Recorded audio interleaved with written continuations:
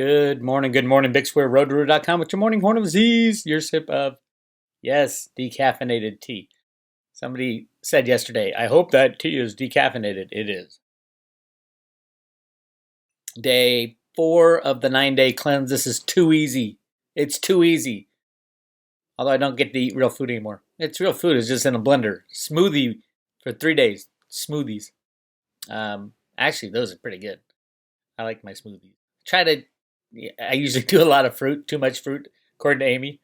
But hey, everybody who's doing this, obviously you're feeling better now. Hopefully the headaches from lack of caffeine are starting to go away now, and you're starting to. I wake up earlier. Not that I don't wake up early anyway. But yeah, only 9 days. It's not too late to join. Send Amy an email, amy@roadtoruda.com. She'll add you to the Telegram and get you going.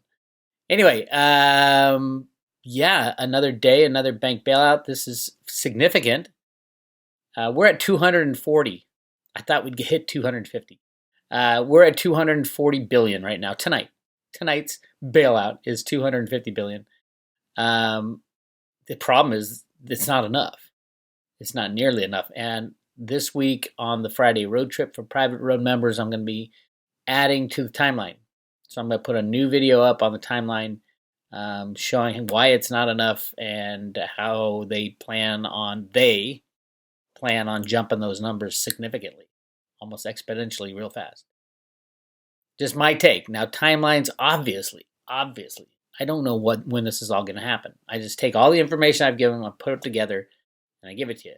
On September 11th, 2019 is when this craziness began behind the scenes.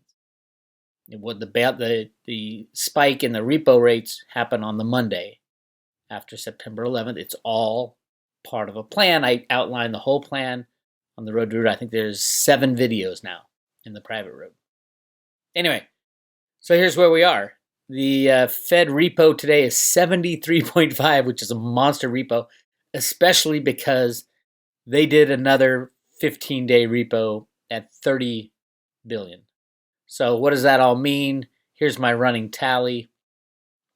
They're up to about, now I added in the reverse repos. I estimate about 2 billion today, which is about their average. So that doesn't get posted for a couple hours. So we're up around 240 billion dollars just for tonight. So Jamie Dimon can release just excellent earnings, and all the banks can release great earnings. They need 240 billion tonight just so they get their bonuses. It is out of control. And we're not allowed to know who it is. We already know who it is. Jamie Dimon, JP Morgan. It's not just one bank, though. It's all of them. It has been proven.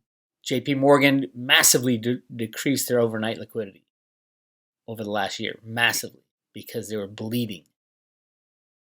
Their derivative book has shot through the roof. 55 trillion now that we know of. It's probably up near 60 or 70 trillion, which is insane. And as you can see from the linear graph in the last 2 days, as predicted, it is starting to go parabolic. The parabolic comes in. I'm going to talk about that on the Friday road trip. So here's Zero Hedge's take on it. Really good take, because it's not just the amount of money. It's how much that money has cost. It's way above what the Fed has projected. So it's not working. Fed injects 104 billion via overnight. Now that I add that 104 to the current bailouts, the permanent bailouts, shall we say, or the accumulative 14-day bailout. So it's right at 250 right now. Term repos 1 day after start of not QE. 1 day after the repo market appeared to lock up again when the Fed's overnight repo operation was unexpectedly oversubscribed. It wasn't unexpected on the road to Ruta. Again, for the first time since September 25th, moments ago, and 1 day after the Fed's first not QE POMO, in which the Fed bought 7.5 billion in 4.3x oversubscribed open market liquidity injection, the Fed announced that it accepted over 104 billion in collateral as part of today's overnight and term repo operations. It's Specifically, the Fed accepted $67.7 billion and $57.7 billion of treasuries and MBSs. Now, the treasuries would count as real assets. Mortgage-backed securities would count as derivatives in my book. But it's not the derivatives that are traded on the exchanges. They use derivatives of derivatives for that. It is so insane right now. Which, however, topped out at $73 billion, just shy of the maximum allotment of $75 billion. Oh, it's so close. It's not a maximum allotment. If you look at what the Fed says, let me see if I can jump in here. Let's see. Hang on. Let me get to where this insanity all is talked about, because it's not a maximum of $75 billion. It's actually statements. Here we go.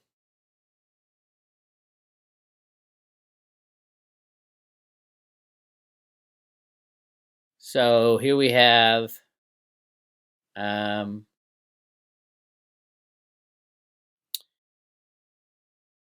schedule.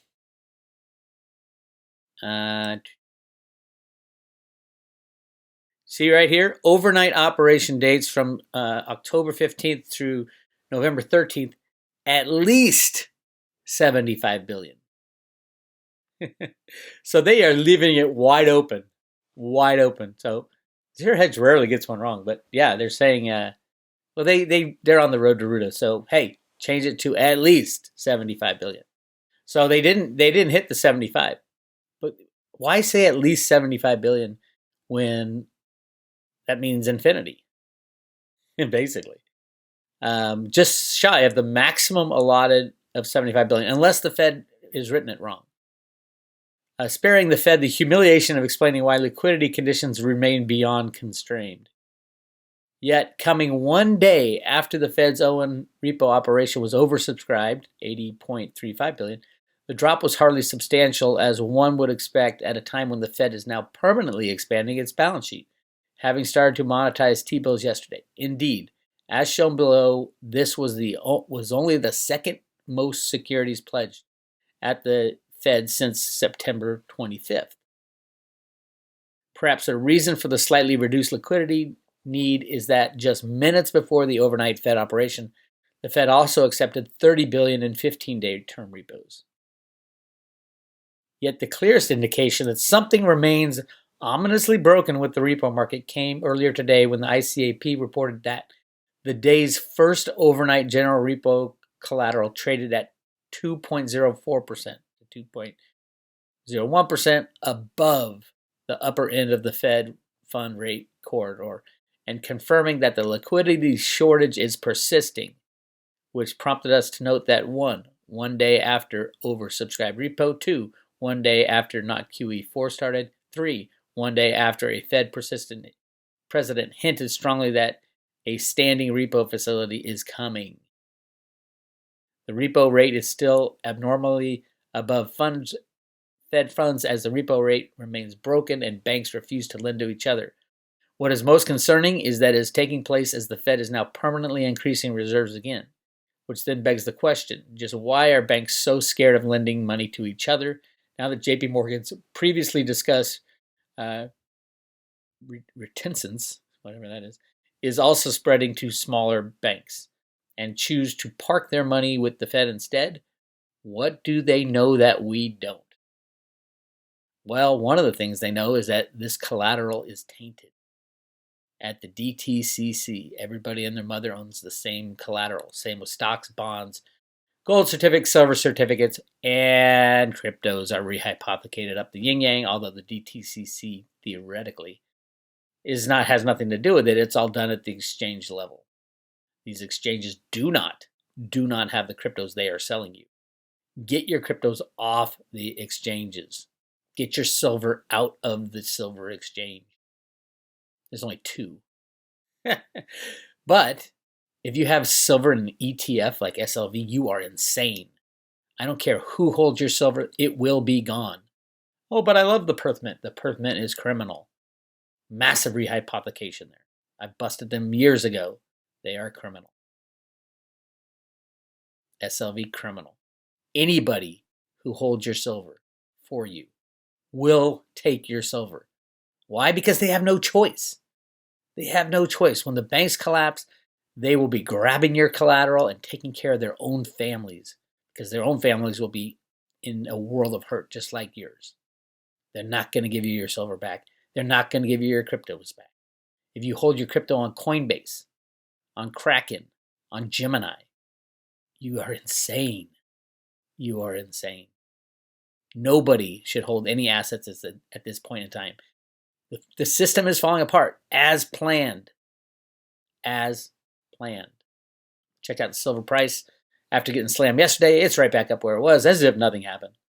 Click of a mouse. Steve Mnuchin, the head of IT from Goldman Sachs. The head of computer market rigging at Goldman Sachs. That's where they put IT. The computer programmers all report to the IT chief at Goldman Sachs. That's all he has to do. Look at that. Silver's up 22 cents. Woohoo! It should be a $1,000 an ounce asset, and it's trading at $17.57. The very minute. On the road to Ruta, I've shown many, many clues as to what's about to happen to silver. Silver is the bank killer. Why? Because every dollar that goes up, like just today, right now silver's up 21 cents. That's $210 million that the shorts have lost. And the shorts are so concentrated in the big banks. Handful of them. I would say 4.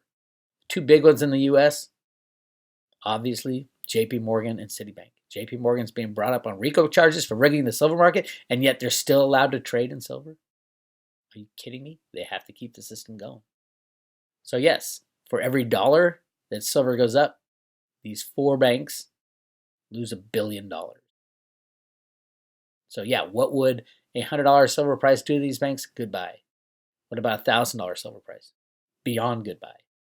It's not like they need silver to kill them, but silver ultimately, on the road to Ruta, has been shown many times, that is how you kill the banks, through a silver price explosion. That's why they're allowed to act criminally during this time, but the good guys are taking them down. And just a sign, JP Morgan, B of A, Citi, Barclays, Deutsche Bank, BBVA, Santander accused of rigging the government bond auction in Mexico. Mexico, the sad sack of the metals market. Mexico should be the richest country in the world. They have the most silver. They have exported 1/3 of all the silver in the world that's ever been exported. They would be the richest country in the world if they had anybody with half a brain in government, or not criminal. Yes, Mexico will build the wall and pay for the wall, because they don't want people from the U.S. coming into Mexico to try to take their silver out of the ground. If you have a silver mining stock, you're insane.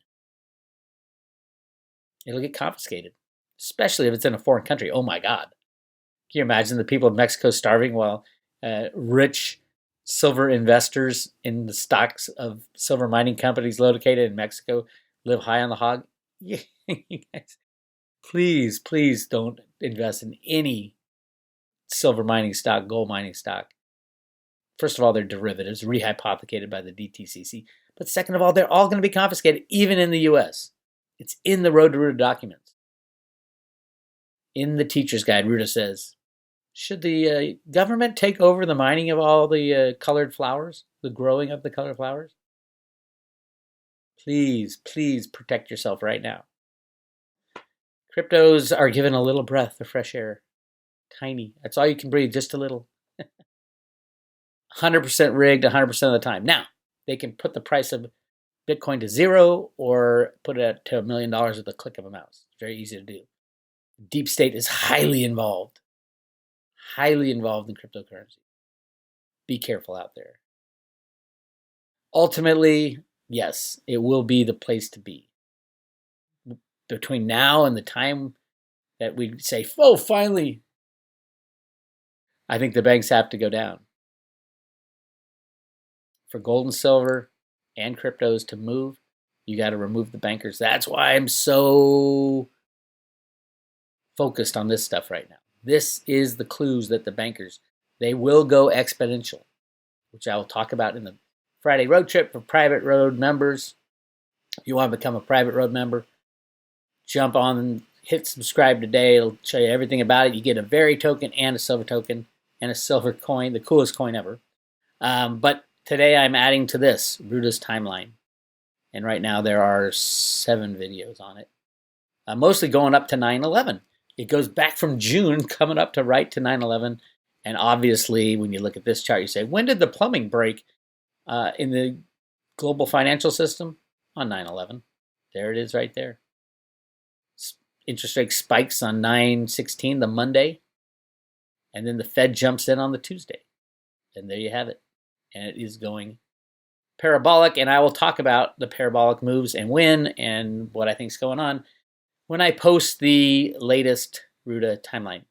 So if you're interested, hit subscribe today. It'll take you to this awesome picture of what you get in the mail. 1 Very token and 1 silver Ruda coin, the coolest coin ever invented, in my opinion. Each individually numbered, double stamped with luster. I don't even know what the luster is, but had to pay a lot for this coin. No, it's a lot more than the price of silver. And that's the main reason I don't sell these.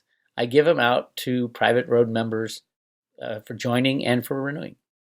And that's why I made them. They cost a hell of a lot more than the silver I used because it took a lot of care and a lot of work to get these. So yeah, and it keeps the scarcity factor in play for Road to Ruda members. So if you want to join, hit subscribe today and join the Road to Ruda. I'll keep you guys informed. Lots going on today. I heard Elijah Cummings passed away. I'll be talking about that later this afternoon. I'll talk to you guys later.